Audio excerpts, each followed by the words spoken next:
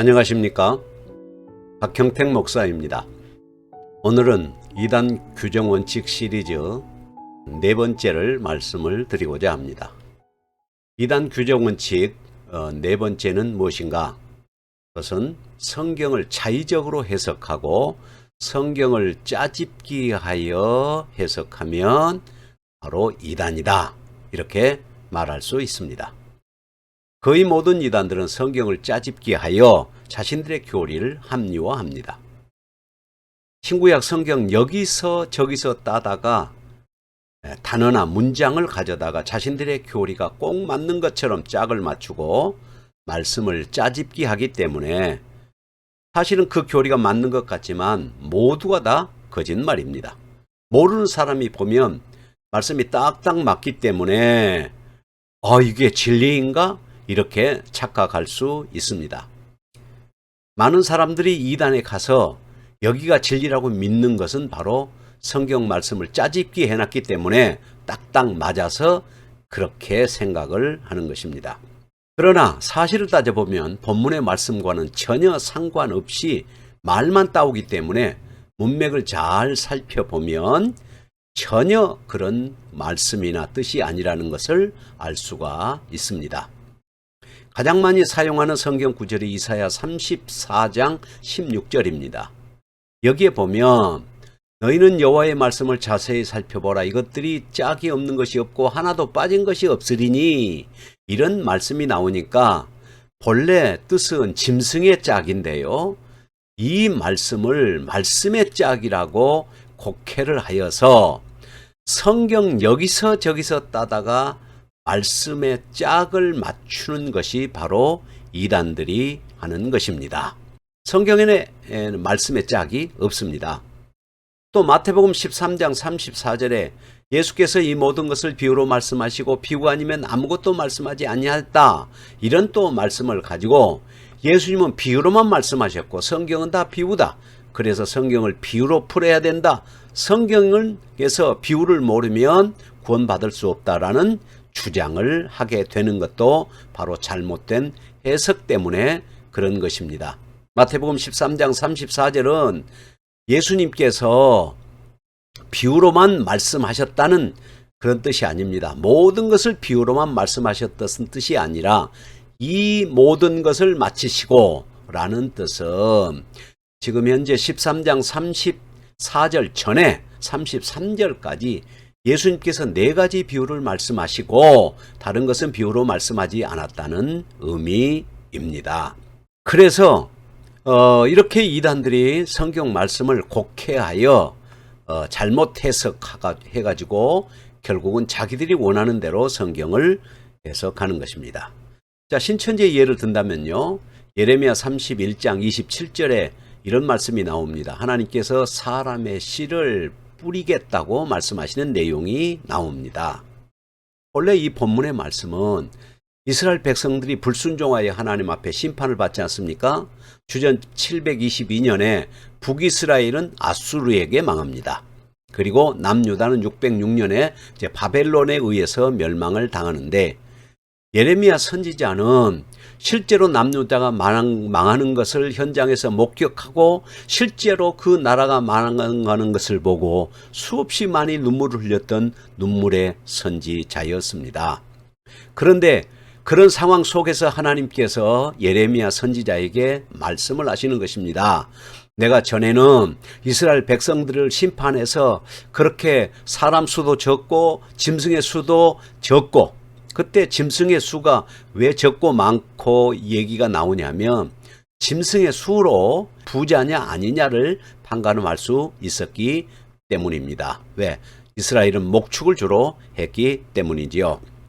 그래서 하나님께서는 이제 이스라엘 집과 유다 집에 복을 주셔서 사람의 수도 많게 하고 짐승의 수도 많게 하겠다는 축복의 말씀을 주신 것입니다. 그런데 신천지는 이것을 사람의 씨와 짐승의 씨를 이렇게 풀이를 해 나갑니다.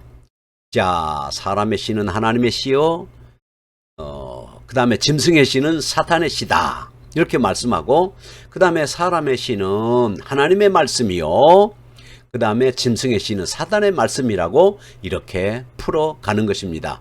왜냐하면 신천지는 씨는 말씀이라고 주장하기 때문입니다. 그래서 결국 사람의 씨는 하나님의 말씀이고 그 다음에 짐승의 씨는 사단의 말씀이라고 만들어 가는 것입니다. 전혀 성경과 상관없는 그런 내용이 아닐 수 없습니다. 그래서 주로 이단들은 이렇게 썩어질 사람이나 죄인인 사람을 성경을 짜집기 해가지고 자기들의 교주를 재림예수로 만들어 가는 것입니다. 그래서 교주들을 재림예수나 보혜사나 이긴 자나 철장권세를 가진 자나 이런 자들로 신격화시키는 것입니다. 이단들은 성경을 자의적으로 또 해석을 합니다. 성경을 짜집기 할 뿐만 아니라 자의적으로 자기 멋대로 해석을 하는 겁니다. 그러면서 이것이 비유풀이고 영적 해석이라고 말합니다. 그러나 이것은 잘못된 우화적 해석입니다. 보통 이단들은 자기들의 성경 해석을 영적 해석이라고 하고 그 다음에 기성교회 목회자들이 성경 해석하는 것을 육적 해석이라고 몰아붙이면서 정통 교회 목회자들이 하는 것은 짐승의 씨, 곧 사단의 말씀으로 몰아붙입니다. 기성교회에서는 비유풀이를 하지 않습니다. 그러니까 왜 기성교회는 비유풀이를 하지 않는데 너희들만 하느냐 이렇게 질문을 하면 이제 이단들은 이렇게 얘기합니다. 기성교회는 영적인 뜻을 몰라서 비유풀이를 하지 않는다 이렇게 주장을 하는 것이죠. 사실은 몰라서 안 가르쳐 주는 것이 아니라 성경을 비유로 풀어서는 안 되기 때문이지요. 성경을 자기 멋대로 해석할 수는 없습니다. 성경 해석에는 원칙이 있고 또 가장 중요한 것은 성경 자체 곧 본문이 무엇을 말씀하시느냐 무슨 뜻으로 말씀하시느냐 찾아내는 것이 중요합니다. 영적 해석이 따로 있고 육적 해석이 따로 있는 것이 아닙니다. 자, 사람이 무엇을 표현할 때 다양한 표현 방법이 있습니다. 첫째는 비유법이 있습니다. 패러블. 두 번째는 직유법이 있습니다. 시마일. 셋째는 은유법이 있습니다. 메타포르. 네 번째는 풍유법이 있습니다. 엘리고리. 다섯 번째는 제유법이 있습니다. 시네크토키. 이런 다양한 방법들이 있습니다. 저마다 다 특징이 있는데 주로 이단들은 다 무시해버리고 모든 성경을 비유로 풀어야 한다고 해서 결국은 단어에다가 의미를 부여하는 식으로 사용하고 있습니다. 제대로 비유풀이를 하고 있지도 않습니다. 마태복음 13장에 예수님은 말씀을 씨에다 비유하셨습니다. 이는 씨가 땅에 떨어져서 자라서 열매를 맺는 것처럼 하나님의 말씀도 사람들이 마음에 받으면 그것이 속에서 자라서 30배, 60배, 100배 열매를 맺는다는 것을 말씀하시면서 사람들이 어떤 태도로 말씀을 듣느냐에 따라서 말씀을 깨달은 자는 이렇게 열매를 맺는다는 것을 가르쳐 주셨습니다. 그런데 이단들은 여기에서 공식을 만들어내잖아요. 씨는 말씀이다, 밭은 마음이다, 또 나무는 사람이다, 새는 영이다. 이런 공식을 만들어서 자기들 멋대로 우화적 성경을 해석을 하는 것입니다. 예수님이 비유로 말씀하실 때 이런 공식을 말씀한 적이 있나요? 알고 보면 웃기는 일입니다. 그러니까 이단들은 결국 단어에다가 자기들이 원하는 대로 뜻을 부여하는 것을 말합니다. 그러면 씨가 말씀이라면 말씀이 씨인가요? 전혀 말이 되지 않습니다. 예를 든다면 자, 박형택은 사람이다. 예, 맞습니다. 그런데 그러면 사람은 박형택입니까? 전혀 아닙니다. 이단들이 이러한 방식으로 구슬 꿰듯이 여기저기서 단어에다가 의미를 부여해서 자기들이 원하는 방식으로 성경을 해석하는 것입니다. 성경은 또 한번 예를 들어본다면 요한계시록 1장 7절의 말씀입니다.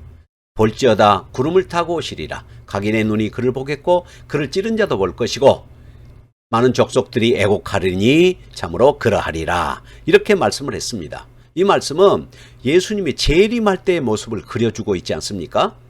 그런데 이 말씀을 이제 어떻게 해석하겠습니까? 자기들이 재림 예수가 되려면 구름을 타고 와야 되는데 구름을 타고 올 수가 없습니다. 그러니까 뭐라고 얘기하냐면 그것은 진짜 구름 타고 온다는 말이 아니다. 이렇게 말씀을 하시면서 무슨 손오공이냐 예수님이 그 구름 타고 오게 이런 조롱 섞인 말도 하면서 구름은 그런 뜻이 아니라고 얘기를 하는 것입니다.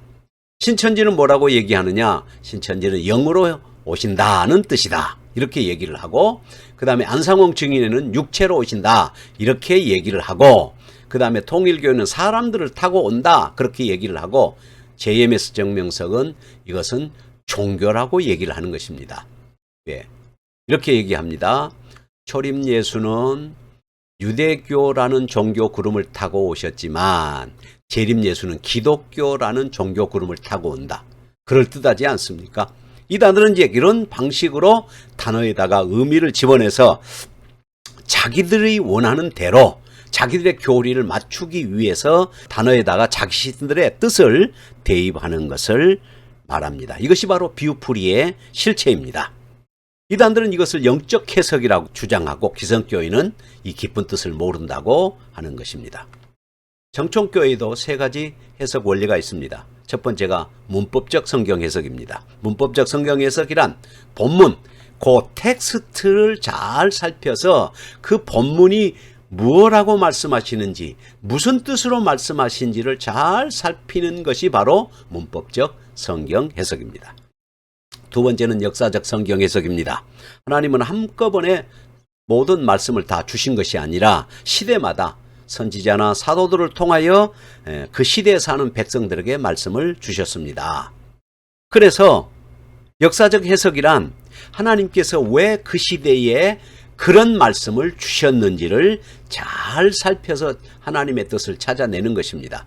왜냐하면 말씀을 주신 하나님은 예나 오늘이나 동일하지만 말씀을 듣는 사람은 시대마다 다른 사람들이기 때문입니다. 그래서 시대마다 다른 말씀을 주신 그 시대의 상황을 살펴보면 하나님이 무엇을 말씀하셨는지를 우리가 잘 이해할 수 있습니다. 그것을 역사적 해석이라고 말하는 것입니다. 세 번째는 신학적 성경 해석입니다. 성경은 계시로서 한꺼번에 주어진 것이 아니라 점차적으로 주어졌습니다. 그리고 완성이 되었습니다. 그러나 이 모든 것들은 전체적으로 다 볼 때는 통일성이 있고요. 같은 방향과 목적을 가지고 있다는 사실을 알게 됩니다. 그래서 부분과 전체가 잘 조화되고 있습니다. 하나님은 선지자들과 사도들에게 다양한 방법으로 말씀하셨지만 성경 전체적으로 질서가 있고 조화가 되고 잘 앞뒤가 맞게 되어 있습니다. 모든 성경이 다 유기적으로 연결되어서 통일성을 가지고 있기 때문에 성경을 전체적으로 조화롭게 해석을 해야 하는 것입니다. 이것을 바로 신학적 성경 해석 혹은 통전적 성경 해석이라고 말하는 것입니다. 따라서 성경을 제대로 해석하는 사람들은 성경 해석하는 것이 다 일치할 수밖에 없습니다. 이단들이 자기가 따로 하나님의 계시를 받아서 성경을 해석한다든지 깊은 산속에 들어가서 자기가 기도하는 중에 도통해서 성경을 해석한다든지 성령의 음성을 듣고 직접 가르쳐 주셔서 성경을 해석한다고 하면서 본문과 상관없이 제멋대로 성경을 해석하는 것이 바로 이단들이 하는 행위입니다. 따라서 성경을 자의적으로 해석해서 영적으로 해석해야 된다, 성경을 비유로 풀어야 된다 주장하거나 성경을 여기서 저기서 따다가 짝을 맞추는 자는 이단이라고 규정할 수밖에 없습니다. 이단들의 성경 해석은 아전인숙격인 성경 해석이요, 자기들의 교리에 맞는 성경 해석이기 때문에 이단이 되는 것입니다. 잘 이해하시기를 바랍니다. 감사합니다. 오늘은 여기서 마치겠습니다. 안녕히 계십시오.